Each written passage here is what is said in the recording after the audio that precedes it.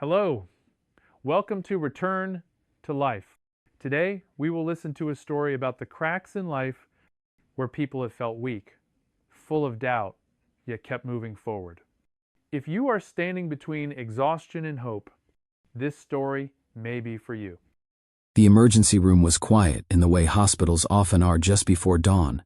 Not peaceful, just drained, like the building itself was exhausted from staying awake all night. Fluorescent lights hummed overhead, casting a pale, unforgiving glow across white walls and stainless steel rails. Somewhere down the hall, a heart monitor beeped steadily, slow and indifferent. The smell of antiseptic hung in the air, sharp enough to sting the back of the throat.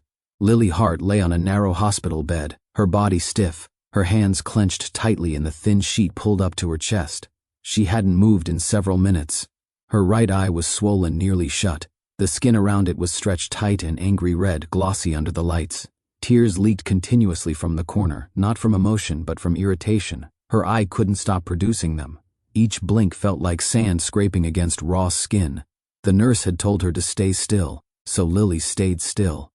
She focused on her breathing, in through the nose, out through the mouth, slow, careful, as if any sudden movement might make things worse. The pain wasn't sharp anymore. It had gone deeper than that. A dull, heavy pressure seemed to sit behind her eye, like something lodged where it didn't belong. Someone entered the room. Lily heard footsteps before she saw anyone. Calm, unhurried. A man's voice spoke softly with the nurse. Words like onset, movement, and CT results floated past her, barely registering. Then the footsteps stopped beside her bed. "Lily?" the man said. She nodded, afraid to open her mouth. "I'm Dr. Reynolds. I'm with ophthalmology." Her stomach tightened. He leaned closer, and suddenly a bright light cut through the dim room. Lily flinched instinctively. "I'm going to check your eye," he said. "Try to look straight ahead." She did. The light moved closer, hotter, more intrusive. Dr. Reynolds examined her eye in silence, adjusting the angle, watching carefully as her pupil reacted. Or didn't. "Now," he said calmly, "I need you to try to look to the left, just your eyes, don't move your head." Lily hesitated. "Go ahead," he encouraged, slowly. She tried. The moment her right eye shifted even slightly, pain exploded behind it, sudden, violent, and unmistakably wrong. It wasn't the sting of a scratch or the ache of swelling. It was a deep, tearing sensation, as if something inside her head had been pulled too hard, too fast. A sob tore out of her before she could stop it. Oh God," she gasped, tears spilling freely now. Okay, Dr. Reynolds said immediately. "Stop, that's enough." Lily squeezed her eyes shut, her whole body trembling. Her chest rose and fell unevenly as she fought to breathe through the pain. She heard the doctor exhale slowly. When he spoke again, his voice was quieter, more serious. He shined the light one last time, then turned it off. The sudden dimness felt like a relief. For a moment, no one said anything. The silence stretched. Too long. Lily opened her eyes, carefully this time, and stared at the ceiling. A crack ran across one of the tiles above her, branching like a thin white vein. Finally, Dr. Reynolds spoke. "The infection around your eye is more extensive than we'd like to see," he said. Lily swallowed. "If it spreads any further," he continued, choosing his words with care, "it can affect your optic nerve." The room seemed to tilt. "My optic nerve?" Lily whispered. "Yes." She stared at him, trying to process the words, optic nerve. She had heard the term before, of course. Everyone had. It was one of those medical phrases that sounded important but distant, abstract. Until now. Her voice came out thin and unsteady. "From a pimple?" Dr. Reynolds didn't hesitate. "Yes," he said. And because it was in the wrong place, Lily felt something cold settle in her chest. A pimple. Her mind refused to accept it. This room, this pain, the four in her arm, the word nerve hanging in the air. It didn't match the memory she had of what started it all. A tiny white bump, barely noticeable. Something she wouldn't have given a second thought to any other day. She shook her head weakly. "I don't understand," she said. "It was nothing. It was just here." She lifted a trembling hand, stopping just short of touching her swollen eye. Dr. Reynolds glanced at the nurse, then back at Lily. "The area around the eye is different," he explained. "Infections can spread faster, deeper, and when they do..." He didn't finish the sentence. He didn't need to. Lily's throat tightened as the weight of what he wasn't saying pressed down on her. Images flashed through her mind uninvited. Darkness, blurry shapes, waking up and not being able to see. Her breathing quickened. "I could lose my vision?" she asked. Dr. Reynolds held her gaze. Honest, steady. "We're treating it aggressively," he said. "And you came in when you did, which is good. But yes, if this had progressed further, permanent damage would have been a real possibility." A tear slid down Lily's temple and disappeared into her hair. Permanent. She turned her head slightly toward the window. Outside, the sky was just beginning to lighten, the faintest hint of morning creeping in. 3 days ago, she had been standing in her bathroom, annoyed at her reflection. 3 days ago, she had thought she was fixing a small problem. She closed her eyes. The doctor's voice softened. "Try to rest. We'll be monitoring you closely." As he stepped away, Lily lay there, listening to the sounds of the hospital waking up around her. Somewhere, a cart rolled down the hallway. A door opened. A phone rang, life continuing, uninterrupted. She wondered, suddenly and irrationally, what would have happened if she had waited one more day. Just one. The thought made her stomach twist. 3 days earlier. 3 days earlier, Lily's bathroom smelled faintly of lavender and steam. She had just stepped out of the shower, her hair wrapped in a towel, her skin still warm from the water. The mirror was fogged over except for the small circle she'd wiped clear with the back of her hand. It was a habit, an unconscious gesture she'd done 1,000 times before. She leaned closer, squinting. That was when she saw it. A tiny white bump sat just beneath her right eye, tucked close to the lower eyelid, almost hidden along the lash line. It was barely raised, barely noticeable, the kind of thing no one else would ever see unless they were standing inches away from her face. Lily tilted her head, studying it from different angles. "Seriously?" she muttered. The timing annoyed her more than the bump itself. Of all weeks, it had to be this one. Her phone buzzed on the counter. She reached for it, unlocking the screen with her thumb. A calendar reminder glowed back at her. "Company photo shoot. Friday, 9 a.m. She sighed. It wasn't vanity exactly. Lily had never thought of herself as someone obsessed with appearances, but she knew how these things worked. The photos would end up on the company website, on LinkedIn profiles, maybe even in marketing materials. First impressions mattered, even if everyone pretended they didn't. She leaned back toward the mirror again, pulling the skin beneath her eye gently downward. The bump didn't move. "Great," she said under her breath. Lily had always been careful with her skin. Cleanser morning and night, moisturizer, sunscreen, eye cream she bought after reading too many articles about premature aging. She wasn't trying to stop time, just slow it down a little, and most days it worked. This, though, felt like an interruption, a tiny rebellion from her own body. She straightened up, glancing at the rest of her reflection. Everything else looked fine. Her eyes, aside from the bump, were clear. Her skin was calm, no redness, no swelling, just that one small flaw.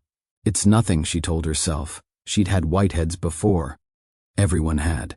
They came and went, usually without much fuss. Sometimes she left them alone, sometimes she didn't. This one just happened to be in an inconvenient spot. Lily dabbed at her face with a towel and reached for her phone again. A text from Ava sat unread. "How's prep for Friday going? Nervous?" Lily smiled slightly and typed back, "Mostly excited, just hoping my face behaves." She hit send, then glanced back at the mirror. The bump stared back at her, silent and stubborn. She felt a flicker of irritation, at herself, at her skin, at the absurdity of letting something so small bother her so much. But irritation had a way of growing when it wasn't addressed. She moved closer to the mirror, examining the area more carefully now. The skin around the bump looked normal, no heat, no pain, just a tiny trapped dot of white beneath the surface. Her mind began to rationalize. If she left it alone, it might get worse, redder, more noticeable. If she took care of it now, it would be gone by morning. Problem solved. She'd done this before. Carefully. Lily turned slightly, angling her face toward the light fixture above the mirror. She pressed gently on the skin around the bump with her fingertip. Nothing happened. She frowned. Her gaze drifted to the drawer beneath the sink. Inside it were cotton pads, tweezers, nail clippers, and, somewhere near the back, a small metal tool she used occasionally for blackheads. She hesitated.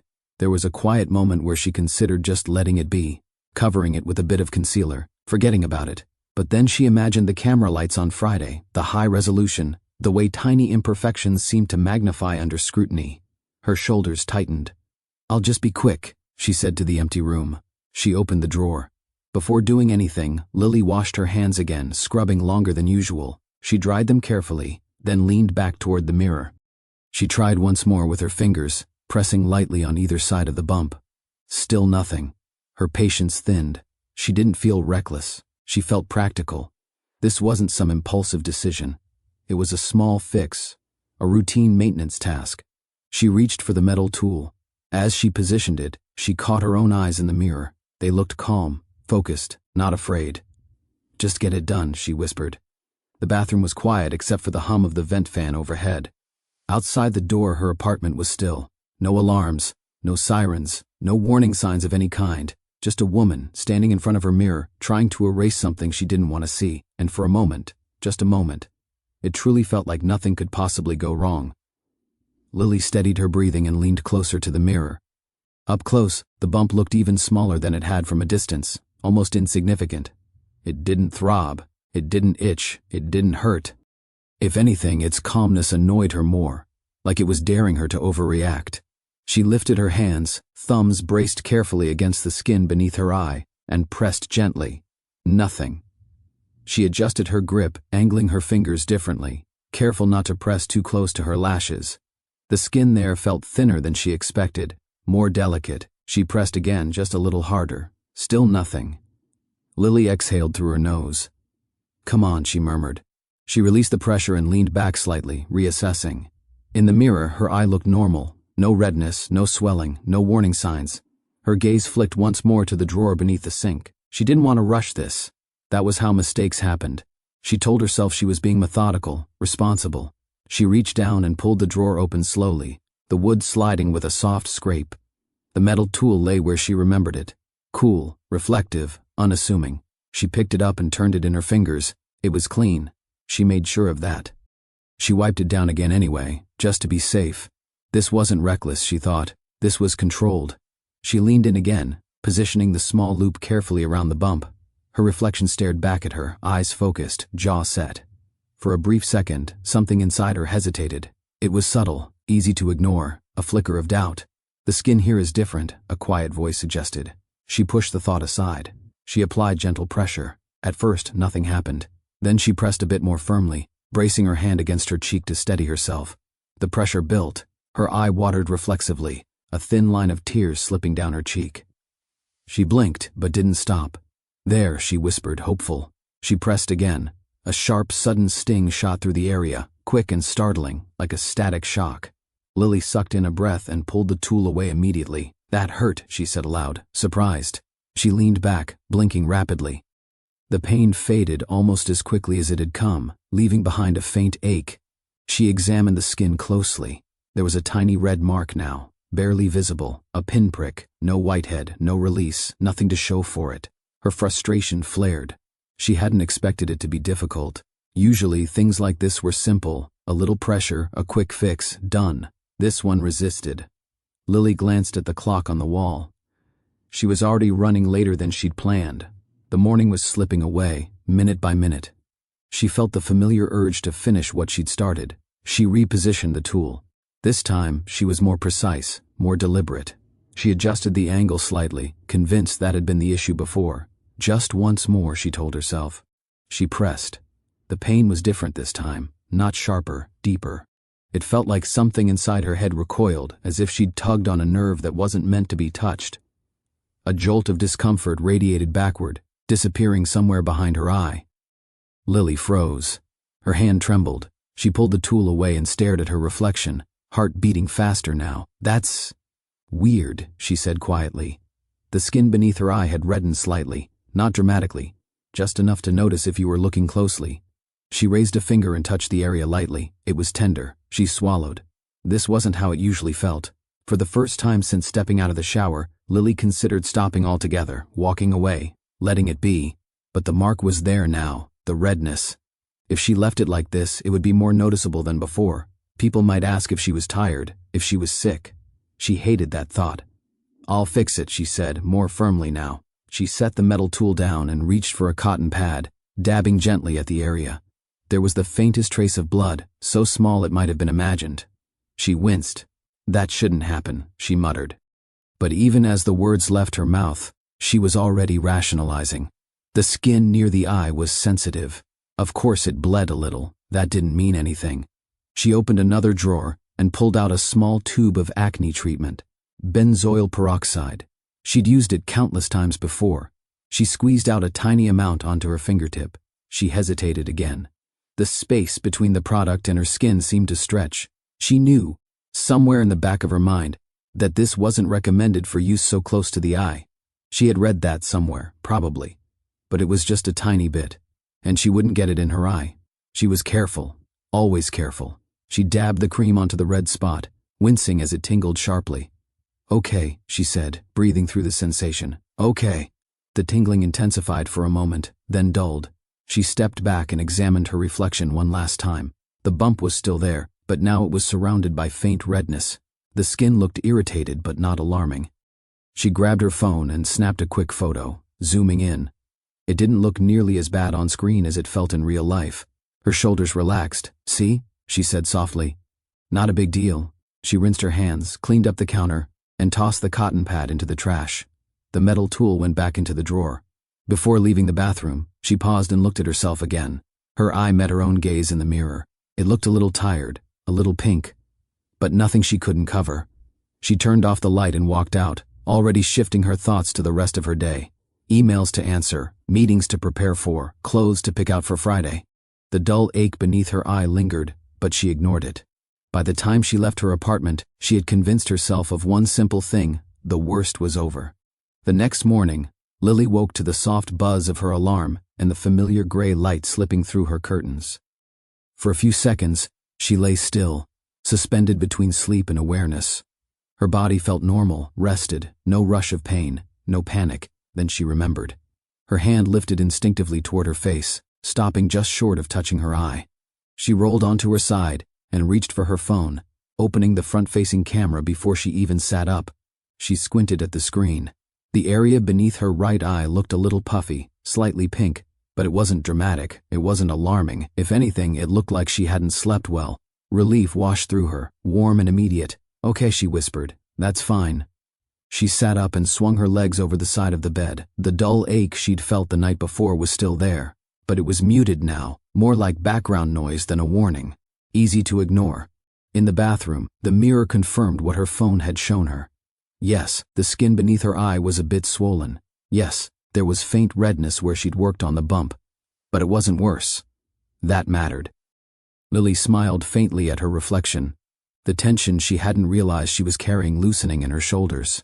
"I told you," she said softly, as if speaking to herself from the night before. "You're fine." She went through her morning routine with practiced ease. Cleanser, moisturizer, eye cream, tapped gently into the skin around both eyes, careful to avoid the irritated spot. When she reached for her concealer, she paused. For a moment, she considered skipping it, letting her skin breathe, but habit won out. She applied a thin layer beneath both eyes, blending carefully. The redness disappeared almost completely. She leaned closer to the mirror, turning her face side to side. You couldn't tell, not unless you knew exactly where to look. A small laugh escaped her, the kind that comes from feeling foolish for worrying too much. "I overreacted," she said. The word lingered pleasantly in her mind as she got dressed. Overreacted. Such a relief to think that. In the kitchen, she poured herself coffee and checked her phone while it brewed. Emails. A reminder about a meeting later that afternoon. A text from Ava. "You still on for lunch later this week?" Lily typed back quickly. "Definitely. All good here." She hesitated, then added a second message. "Had a tiny skin thing this morning, but it's nothing." She hit send before she could overthink it. The coffee maker beeped. Life continued. On her way out the door, Lily caught her reflection in the hallway mirror. She looked like herself. Tired maybe, but put together. Presentable. Normal. That mattered too. The commute to work passed without incident. She listened to a podcast, half focused, half distracted by the day ahead. At a stoplight, she checked her reflection again in the rearview mirror. Still fine. At the office, no one said anything. Not her coworkers, not her manager. No curious glances, no concerned questions. If anything, one of her colleagues commented that she looked awake today, which made her smile. The irony didn't register. She settled into her desk, answering emails, attending meetings, nodding along as if nothing out of the ordinary had happened. And for a while it truly felt that way.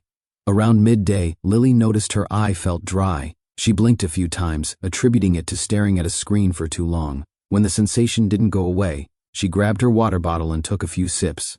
Better.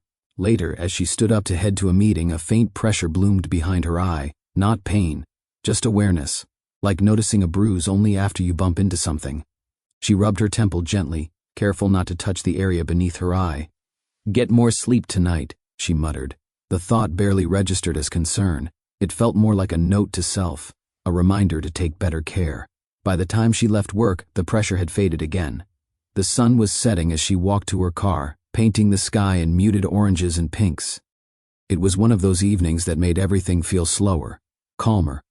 On the drive home, Lily thought about Friday, about what she would wear, about whether she should get her hair trimmed before the photo shoot. The bump beneath her eye didn't cross her mind once. At home, she reheated leftovers and ate while scrolling through her phone. A headline about a viral video, a photo of someone's dog, an article she saved to read later and never would. When she finally stood in front of the bathroom mirror again that night, it was almost out of habit. She leaned in, squinting.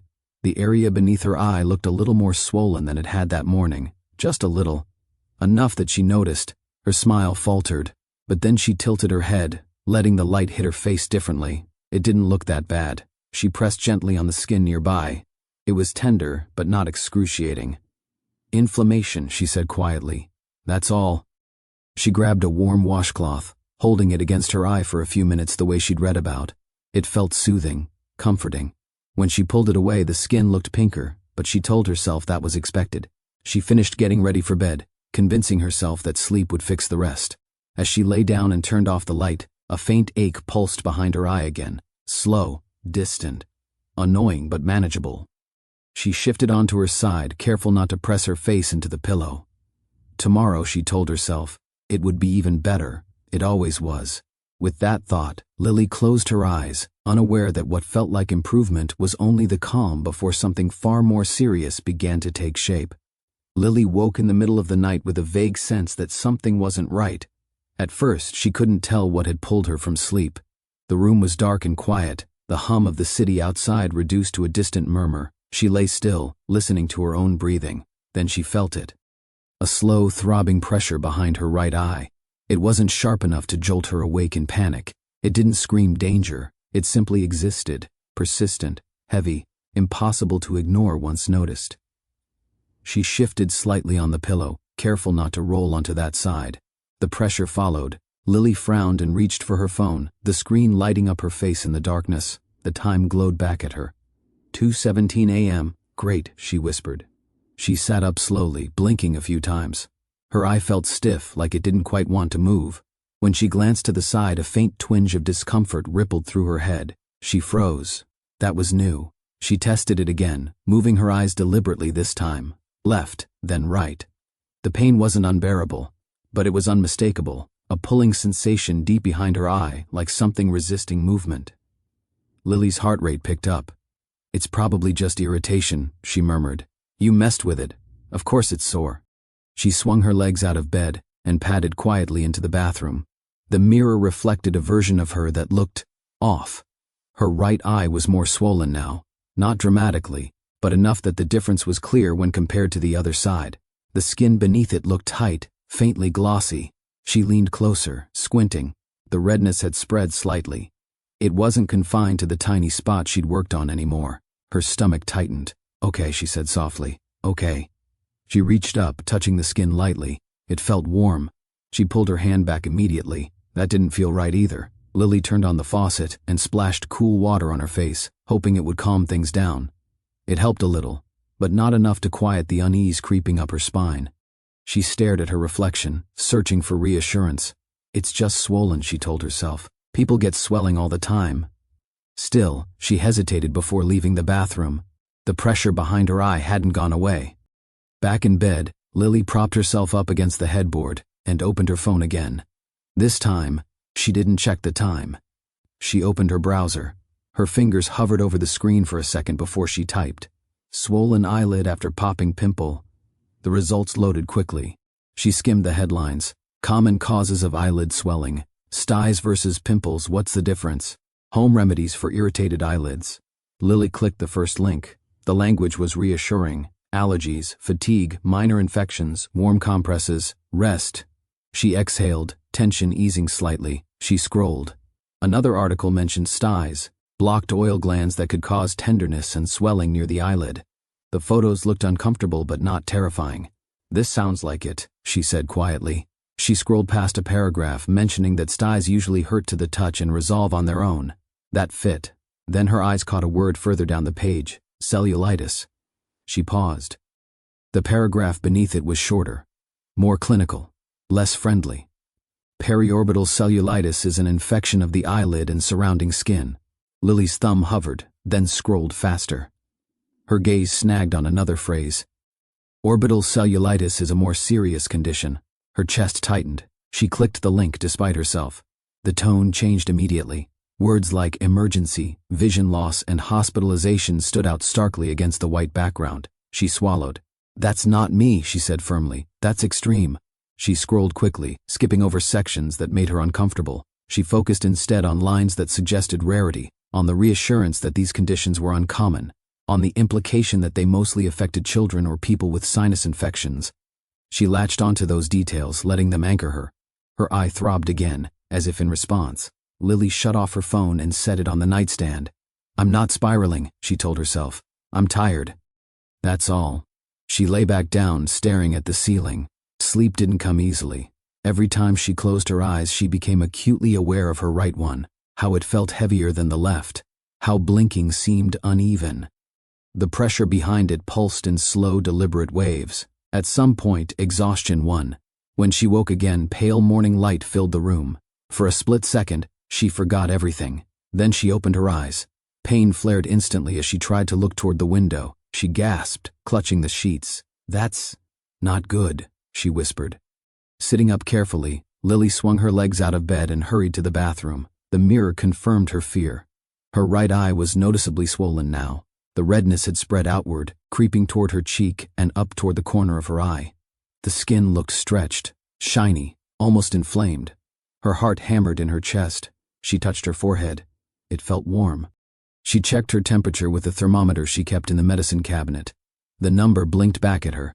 100.6 degrees Fahrenheit. Okay, she said, her voice trembling despite herself. Okay. This was no longer something she could explain away completely, but even then, her mind resisted the obvious conclusion. Maybe it was a mild infection. Maybe she just needed antibiotics. Maybe urgent care would handle it quickly. Maybe she didn't need to make a big deal out of this. She had work today, meetings, responsibilities, and Friday was still coming. Lily stared at herself, caught between rising fear and stubborn denial. I'll give it one more day, she said finally. She grabbed a warm compress and pressed it gently against her eye, wincing as a deeper ache spread behind it. The pain when she tried to look to the side was sharper now, harder to ignore. Still, she told herself she could manage. Still, she chose to wait. By mid-morning, Lily had stopped pretending everything was normal. She sat at the small kitchen table with her laptop open in front of her, an untouched mug of coffee cooling beside it. The screen glowed with unread emails and calendar reminders she couldn't bring herself to click. Her right eye throbbed steadily now, no longer content to stay in the background. The swelling had increased enough that it tugged uncomfortably when she blinked. Every time she shifted her gaze to the side, pain flared behind her eye, sharper than it had been the night before. She pressed her lips together and exhaled slowly. Just get through today, she told herself. Then you'll deal with it. The words sounded hollow even as she said them. Her phone buzzed on the table, startling her. She glanced down at the screen. Ava. Lily hesitated before answering. For reasons she couldn't fully explain, she didn't want to be seen like this. Not yet. Not when she didn't even know what this was. The phone buzzed again. She answered. Hey, Lily said, forcing brightness into her voice. Ava's face filled the screen. She was sitting in her car, sunlight streaming in through the windshield. Hey, Ava replied. I just wanted to check in. You sounded weird in your text earlier. I'm fine, Lily said quickly. Too quickly, just tired. Ava tilted her head slightly, studying her. Turn your face a bit, she said. Lily froze. What? Your face, Ava repeated. Turn it toward the light. It's nothing, Lily insisted, already angling the phone away. Lily, Ava said, her tone firmer now, just do it. Reluctantly, Lily shifted closer to the window and turned her head. There was a beat of silence on the other end. Ava's expression changed, not to panic, not to alarm, to something quieter and far more serious. Oh, Ava said softly. Lily's stomach dropped. It's not that bad, Lily said, immediately defensive. It looks worse on camera. Ava didn't respond right away. She leaned closer to her screen instead, eyes narrowing slightly. How long has it been like that? She asked. Just today, Lily said. I mean, it was a little swollen yesterday. But I messed with a tiny whitehead, that's all. Ava's eyes flicked up. You did what? It was nothing, Lily said quickly. Just one of those tiny bumps. I probably irritated it. Ava didn't smile. She didn't nod. She didn't reassure her. Instead, she exhaled slowly and said, Does it hurt when you move your eye?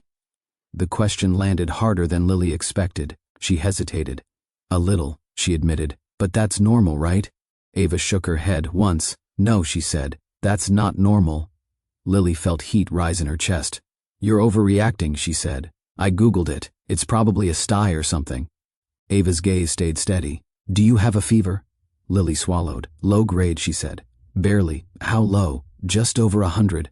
Ava closed her eyes briefly. When she opened them, her voice was calm, but unmistakably urgent. Lily, I need you to listen to me. Lily crossed her arms, irritation bubbling up beneath the fear. I am listening. No, Ava said. You're defending. That's different. Lily looked away. Ava continued, choosing her words carefully. I don't want to scare you, but this isn't about a pimple anymore. You don't know that, Lily snapped. I do, Ava said quietly. Lily looked back at the screen. What do you mean?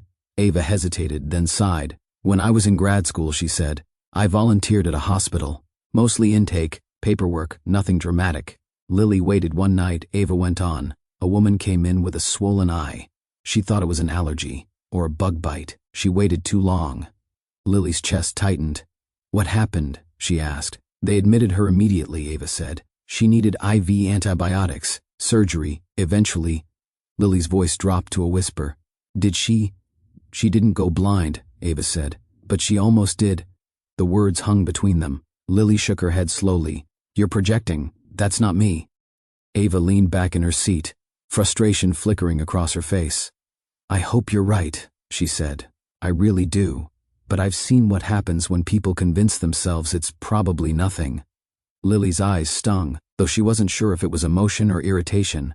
I can't just drop everything, she said. I have work. I have plans. I can't afford to.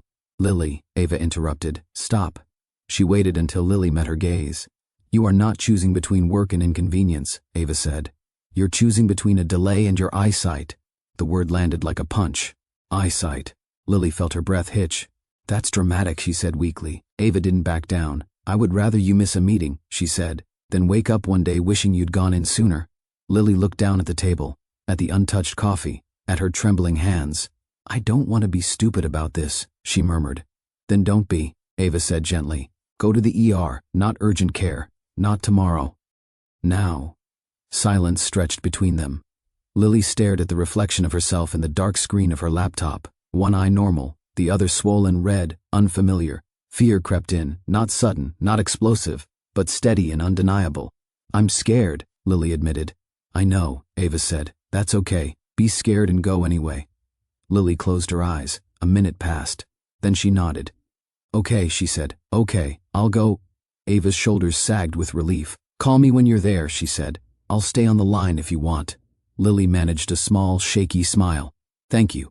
She ended the call and sat there for a moment longer, listening to the quiet hum of her apartment. Then she stood up. She grabbed her keys, her phone, her jacket. At the door she paused, catching one last glimpse of herself in the hallway mirror. For the first time since this had started, she didn't try to minimize what she saw. She opened the door and stepped out. The emergency room parking lot was nearly full. Lily circled once before finding a spot near the far edge, her hands tight on the steering wheel. When she turned the engine off, the sudden silence pressed in around her. For a moment she stayed where she was, staring straight ahead, her reflection faint in the windshield. Her right eye throbbed steadily now, as if keeping time. Okay, she whispered. You're here. She stepped out of the car, and the cool air hit her face, sharp and grounding. Each step toward the automatic doors felt heavier than the last, as though she were walking into something she couldn't undo. Inside, the ER was busy in that chaotic low-level way, voices overlapping, monitors chiming, a TV murmuring somewhere overhead. The smell of disinfectant was stronger here, cutting through everything. She approached the triage desk. Hi, Lily said, her voice unsteady despite her effort to keep it calm. I have swelling around my eye. It's getting worse, and it hurts when I move it. The nurse looked up, her expression neutral but attentive. She took in Lily's face in a single glance. When did this start? She asked. A couple of days ago, Lily said. But it got worse last night. Any fever? Yes, Lily said. Low grade. Any injury? Trauma? No. Any recent infections? Sinus issues? Lily shook her head, then hesitated. I had a small skin thing, right under my eye. The nurse nodded, already typing. Go ahead and take a seat, she said. We'll get you back as soon as we can. Lily sat down, perching on the edge of a plastic chair. Her phone buzzed with a text from Ava. I'm here if you need me. Lily typed back with trembling fingers. I'm in triage. The wait felt endless and impossibly short at the same time. Every blink sent a reminder of the pain through her head. She tried not to move her eyes, focusing instead on the floor tiles, the scuffed shoes of people passing by, the sound of someone coughing a few chairs away. Her name was called. A nurse led her through a set of swinging doors into a curtained room. Lily sat on the bed as the nurse wrapped a blood pressure cuff around her arm. Pain when you move your eye? The nurse asked again. Yes, Lily said. On a scale of 1 to 10? Lily hesitated. 6, maybe 7 when I looked to the side. The nurse's pen paused for just a fraction of a second. Okay, she said. A doctor arrived not long after, a man in his 40s with tired eyes and a calm, efficient manner. He introduced himself and began asking questions, many of them repeating what Lily had already answered. When he asked her to follow his finger with her eyes, Lily tensed. She tried. Pain flared immediately, deep and sharp, and she gasped, despite herself. That's enough, the doctor said quickly. He stepped back, arms crossing slightly as he studied her. We're concerned about an infection around the eye, he said. Possibly periorbital cellulitis. Lily nodded, pretending she understood. And possibly, he added carefully, orbital cellulitis. The word landed with weight. What's the difference? Lily asked. The doctor pulled a rolling stool closer and sat down. Periorbital cellulitis affects the skin and soft tissue around the eye, he explained. It's uncomfortable but usually less dangerous. Orbital cellulitis involves the tissues behind the eye. That's when we worry about vision, eye movement, and spread of infection. Lily swallowed. How do you tell which one it is? She asked. We'll need imaging, he said, a CT scan of the orbit and sinuses. We're also going to start you on IV antibiotics right away. Right away? Lily echoed. Yes, he said. We don't wait with this. Something in his tone, matter-of-fact, decisive, sparked a flicker of relief in her chest. They're taking it seriously, she thought. That's good. A nurse returned with supplies, expertly placing in 4 in Lily's arm. The cold flush of saline made her shiver. We're going to take good care of you, the nurse said kindly. Lily nodded, her jaw tight.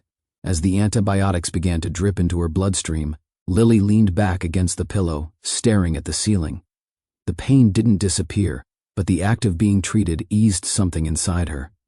The helplessness gave way, just slightly, to trust. Maybe Ava was right, she thought. Maybe she came in just in time. The doctor returned with a consent form for the CT scan. Any allergies to contrast dye? He asked.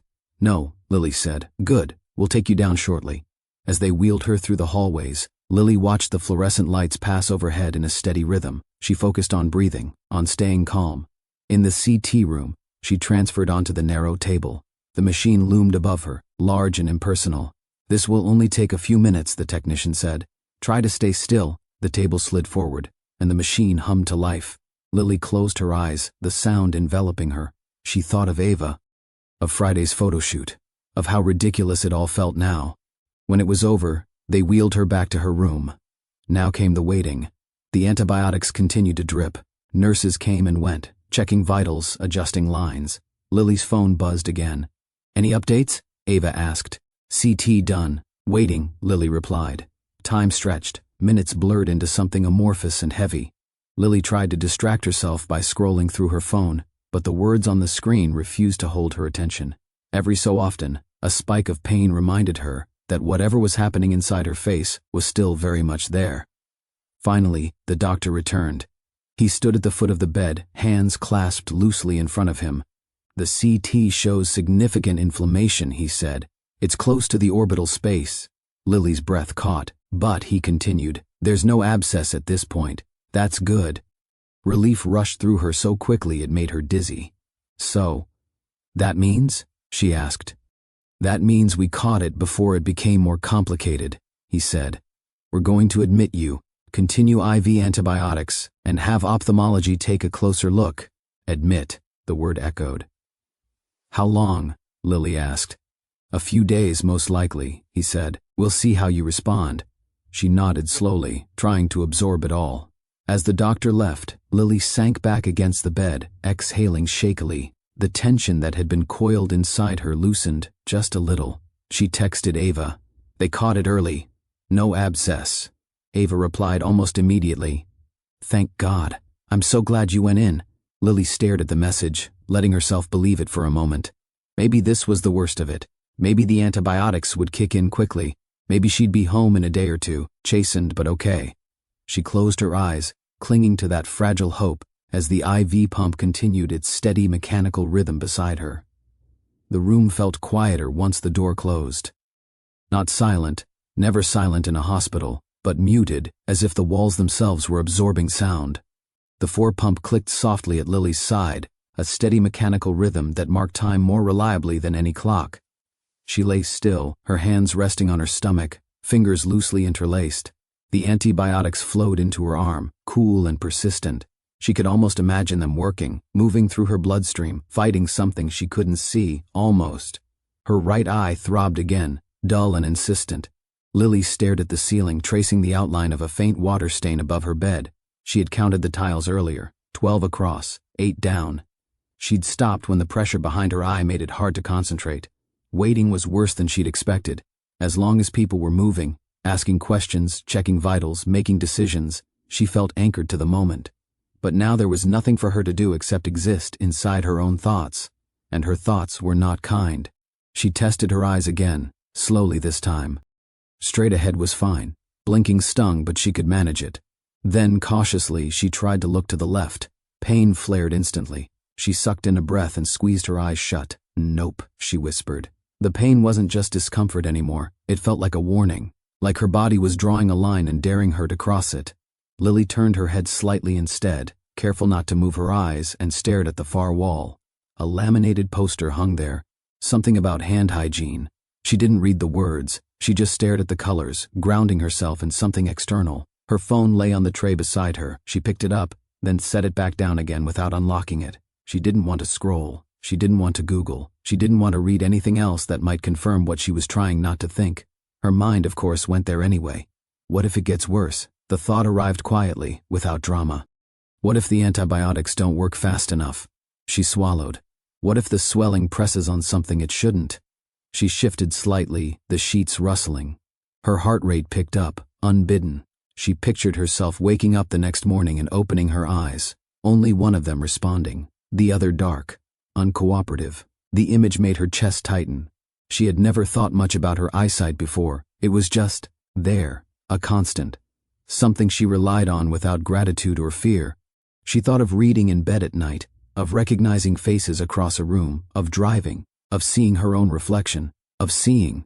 A tear slid from the corner of her eye, tracing a path along her temple and into her hair. She didn't bother wiping it away. This is ridiculous, she murmured. You're being dramatic, but the words rang hollow. She remembered standing in her bathroom just days earlier, annoyed at a tiny white bump. How ordinary that moment had felt, how safe. She had been so focused on fixing something small that she hadn't stopped to ask whether it needed fixing at all. A knock sounded softly at the door. Lily startled, her heart jumping. A nurse peeked in. Just checking on you, she said gently. How's your pain? Lily considered the question. It's there, she said. Mostly when I move my eye. The nurse nodded, her expression thoughtful. "That's consistent with what we're seeing," she said. "Ophthalmology will be by soon." Soon. The word stretched and bent in Lily's mind, elastic and unreliable. "Okay," she said. The nurse adjusted the force slightly, then left. The door closed again. Lily let out a shaky breath she hadn't realized she'd been holding. She reached for her phone again and unlocked it this time. A message from Ava waited on the screen. "Still waiting with you, don't freak out." Lily huffed a weak laugh. "Too late," she typed back. Ava replied almost instantly. "You did the right thing. Whatever happens next, remember that." Lily stared at the words. The right thing. She wanted to believe that. She wanted it to be enough. She set the phone down and closed her eyes, listening to the sounds around her. The IV pump, footsteps in the hallway, distant voices. She focused on breathing, on staying present. In through the nose, out through the mouth. For a brief moment her mind quieted. Then a new fear surfaced, sharper than the rest. What if the doctor comes back and says the words I'm afraid of? She opened her eyes again, heart pounding. She imagined the door opening, a serious expression, a careful tone. Medical language softened but unmistakable. Words like damage, words like permanent. Her stomach churned. She turned her head toward the door, watching it intently now, as if sheer vigilance might prepare her for what was coming. The IV pump beeped softly, signaling the end of a cycle. A nurse would be by soon to reset it. Time moved forward, indifferent. Lily lay there, caught between hope and dread, realizing for the first time how thin the line was between the two. The knock came without warning, not loud, not urgent, just firm enough to announce presence. Lily's heart jumped anyway. "Come in," she said, her voice barely steady. The door opened, and a man in a white coat stepped inside. He was older than the ER doctor she'd seen earlier, his hair graying at the temples, his movements deliberate and unhurried.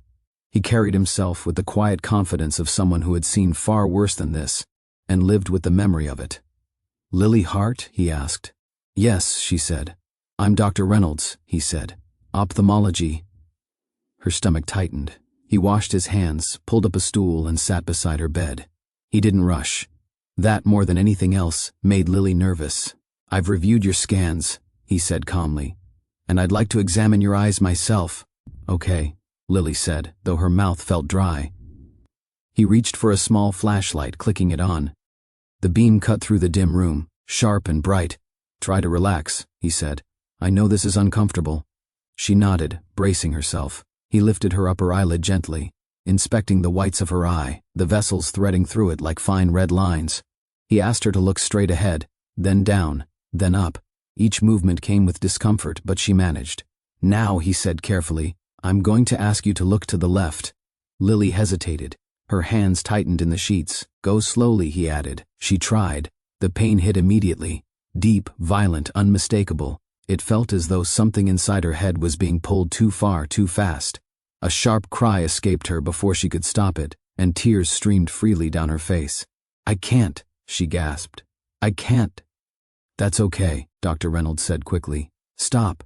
You can stop." She squeezed her eyes shut, breathing hard, her body trembling. He waited until her breathing slowed before speaking again. "Pain with eye movement is an important sign," he said gently. She opened her eyes, fear swimming in them.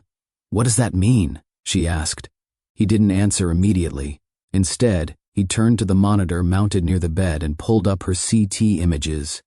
Gray and white shapes filled the screen, an abstract map of her own face, unfamiliar and unsettling. "This area here," he said, pointing, "is the orbit. That's the space behind the eye. The scan shows inflammation extending very close to that space." Lily stared at the screen, understanding just enough to feel terrified. "So it's behind my eye?" she whispered. "It's very close," he said, "and that's why we're concerned." He turned back to her. "There is a structure back there called the optic nerve," he said. "It carries visual information from your eye to your brain." She nodded slowly. "If an infection spreads to that nerve," he continued, "it can compromise blood flow or cause direct damage." Her chest tightened. "Is that reversible?" she asked. Dr. Reynolds met her gaze. "Not always," he said. The room seemed to shrink. "What happens if it's damaged?" Lily asked, though part of her didn't want the answer. "Vision loss," he said simply. Sometimes partial, sometimes permanent. The word echoed in her head. Permanent. A sob rose in her throat, and she pressed her lips together, fighting it. Tears blurred her vision, making the room swim. All of this, she said hoarsely, from something this small? She gestured weakly toward her eye. Dr. Reynolds nodded. The location matters, he said. Infections near the eye can spread quickly, faster than people expect. Lily shook her head in disbelief. I thought I had time, she said. I thought I could wait. He didn't contradict her. He didn't scold her. You came in when you did, he said instead. That's important. He glanced back at the scan. At this point there's no large abscess, he said. That's good, but the inflammation is close enough that we need to be aggressive. What does that mean? Lily asked. It means continued IV antibiotics, he said, close monitoring. And if there's any sign of progression, we intervene immediately. She nodded, tears still falling. Am I going to lose my vision? She asked. The question hung in the air, fragile and raw. Dr. Reynolds paused. I can't promise anything, he said honestly. But right now your vision is intact, and we're doing everything we can to keep it that way. Lily covered her face with her hands and cried, not quietly, not politely.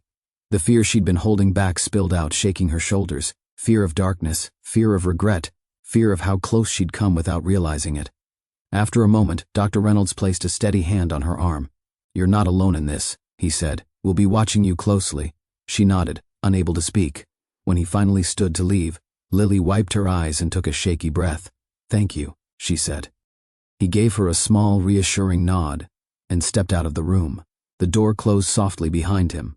Lily lay back against the pillow, staring at the ceiling once more. The word optic nerve echoed in her mind, over and over again. She reached for her phone with trembling fingers and typed a message to Ava. They said it could affect my optic nerve. The reply came almost immediately. I'm here. You did the right thing. Lily closed her eyes. For the first time since this had begun, the reality settled in completely. She hadn't just risked missing a photo shoot. She had almost risked the ability to see the world at all. The days that followed blurred together in a way Lily would later struggle to describe. Time in the hospital didn't move forward so much as it circled, repeating the same small moments over and over again. Nurses came in at regular intervals to check her vitals. IV bags were replaced.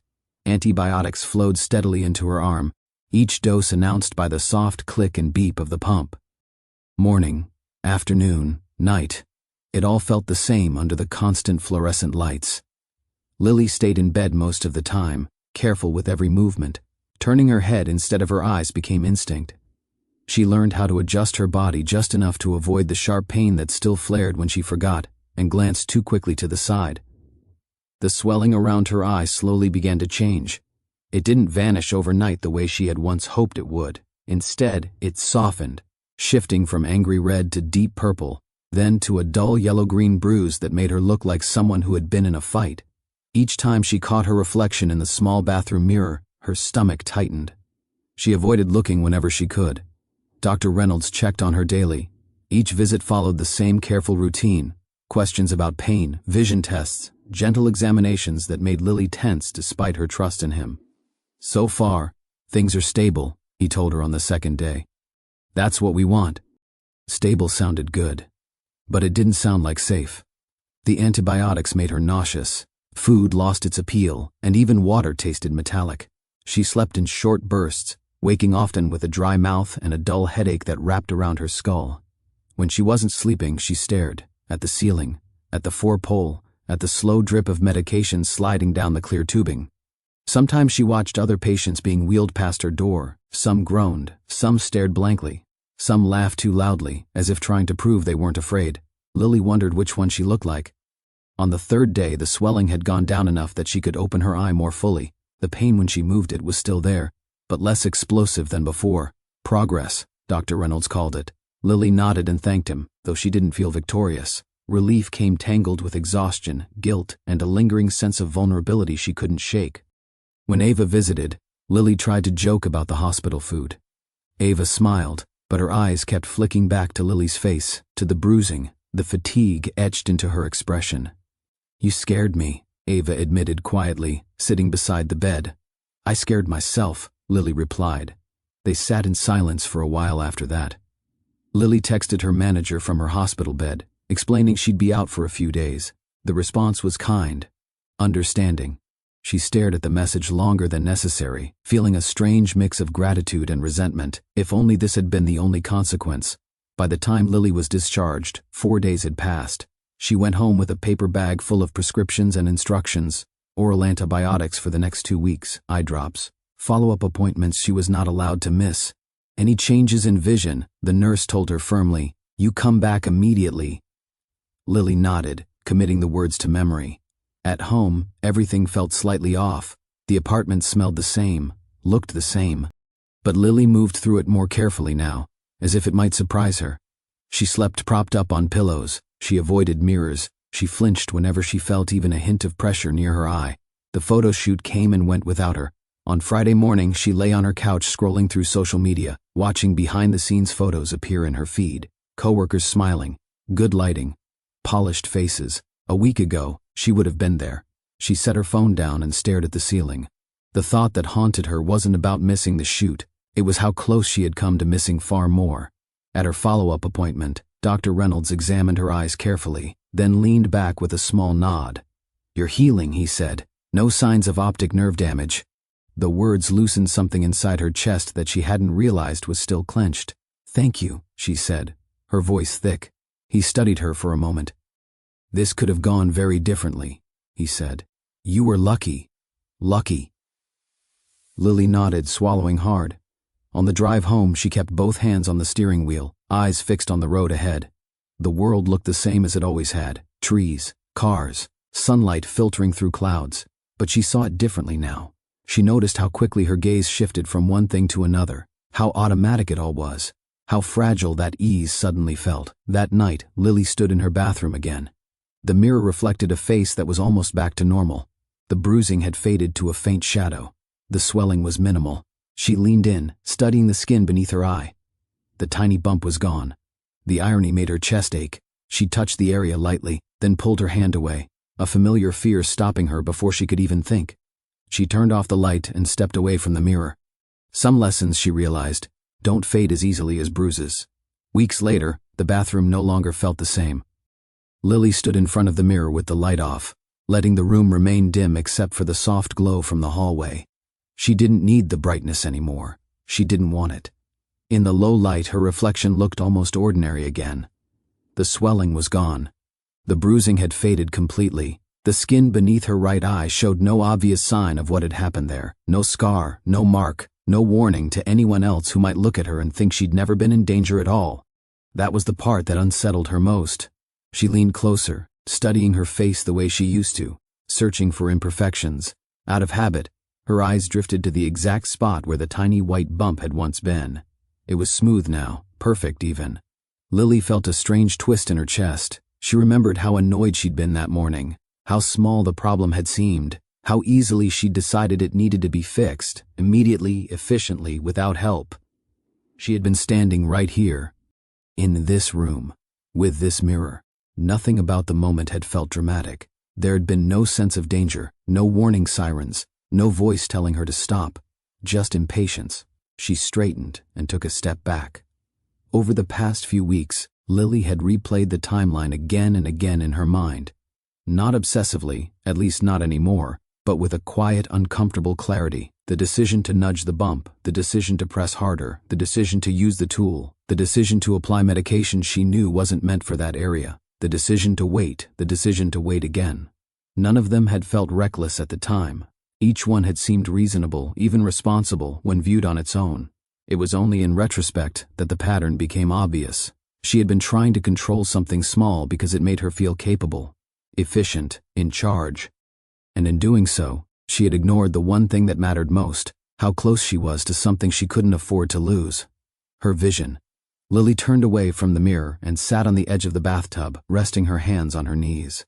She thought about the hospital room, about the way the doctor had said the words optic nerve, about how quickly the future she took for granted had narrowed into a single terrifying question. What if I can't see? It had taken that moment, standing on the edge of a permanent loss, for her to realize how casually she'd treated her own safety. She wasn't careless by nature. She paid her bills on time. She showed up when she said she would. She planned ahead. But like so many people, she had assumed that serious consequences belonged to serious mistakes. She had been wrong. The truth was quieter and far more unsettling. Sometimes it wasn't the size of the mistake that mattered, it was where it happened. Lily stood and reached for the light switch, then stopped herself.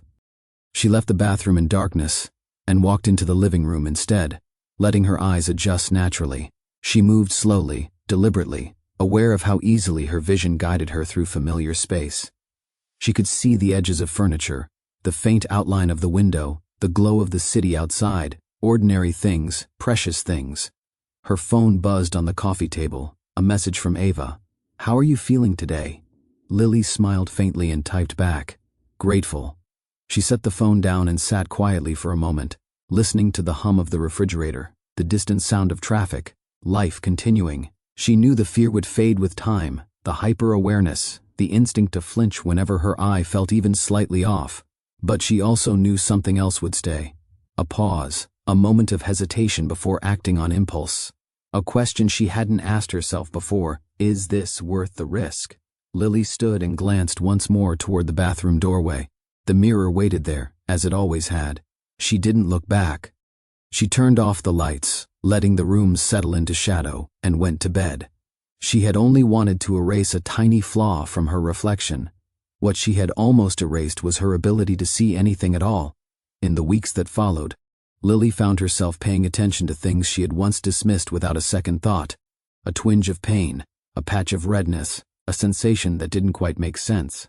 She no longer brushed those moments aside automatically. Instead, she paused, observed, asked herself questions she hadn't asked before. Where is it? How fast is it changing? Does it hurt in a way that feels wrong? It wasn't paranoia, it was awareness. What Lily learned, what no one ever really explained to her before, was that the body doesn't treat all places equally. Some areas forgive mistakes, others don't. The skin around the eye was one of them. Doctors later explained it to her in simple terms. The tissues around the eye are thin, the blood supply is complex. Infections don't have far to travel before they reach structures that matter, structures that don't heal easily, or at all. That knowledge reframed everything. She realized how easily she, and so many others, confused small with safe. A bump could be tiny, a mistake could be brief. The consequences didn't have to be. Lily began sharing her story quietly with friends and family, not dramatically, not as a warning meant to scare, just as a matter of fact. If it's near your eye, she'd say, "Don't mess with it."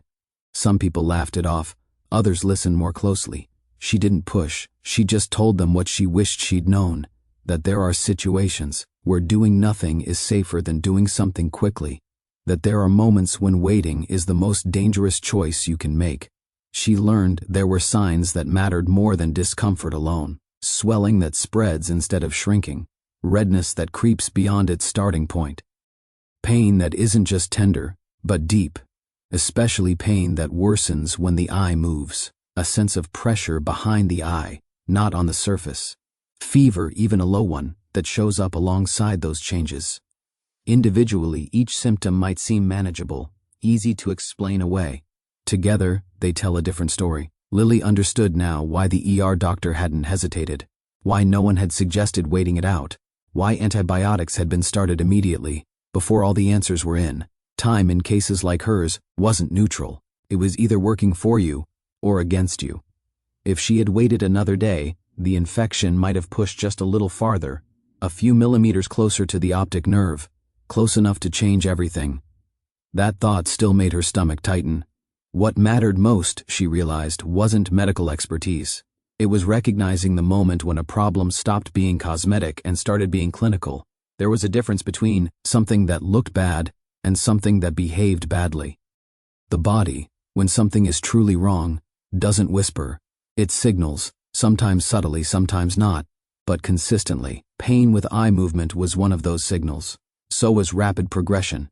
So was the feeling that something wasn't following the usual pattern. Those were the moments to stop guessing, to stop Googling, to stop trying to handle it alone. Within 24 hours, those signs deserved attention. Within 48, they demanded it. By 72 hours, waiting was no longer a reasonable option. Lily didn't become afraid of doctors after her hospital stay. She became appreciative of them, of the systems designed to catch problems early, of the urgency that once felt excessive and now felt essential.